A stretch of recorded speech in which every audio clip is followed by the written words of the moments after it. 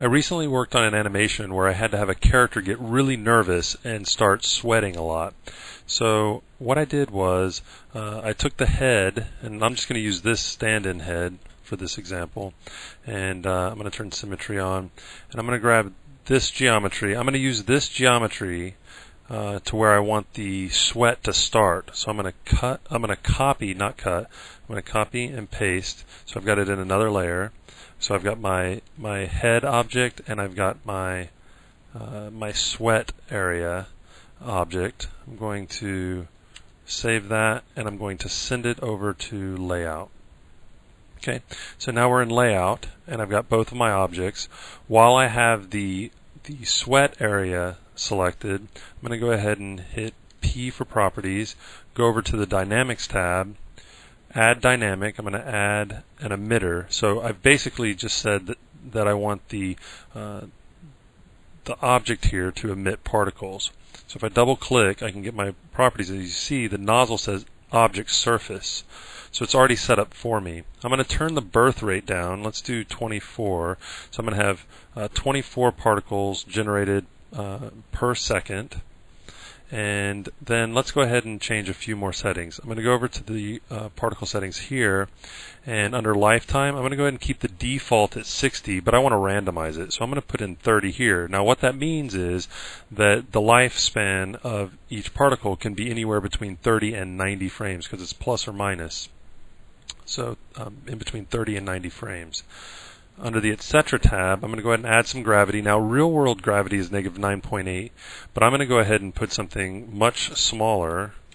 Let's do negative 0.3, because I want the sweat to be pulled down, but I don't want it to be pulled down really fast. I want it to kind of move pretty slow. Now also what I'm going to do is let's take a look at the particle panel here where it says particle size. For this demonstration, I'm going to go ahead and type in a number so that you can actually see what's going on.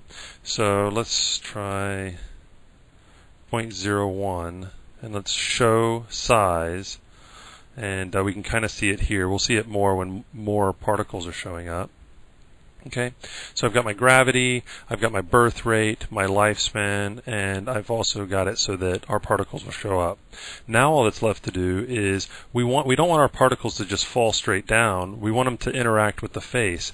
I want them to kind of roll to the curves of the face. So what we'll do is we'll hop over to the head object, okay, and under add dynamic we'll say collision. So now I'm turning the head into a collision object.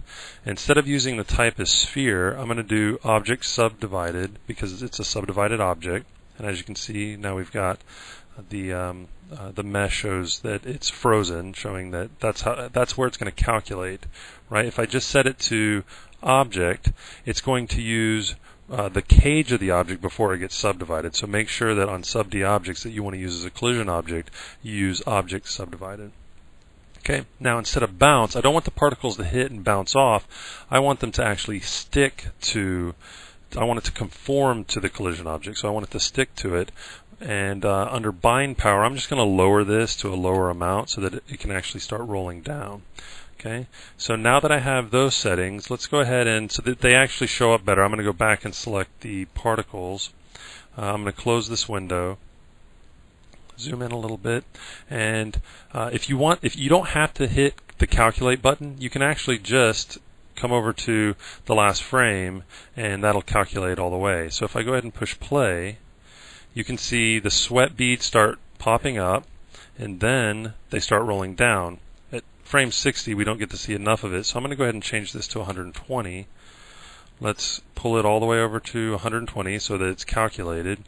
Push play, and there we go. As you can see some of these like conforming to the slope in the nose and start to come around, conforming to the cheek.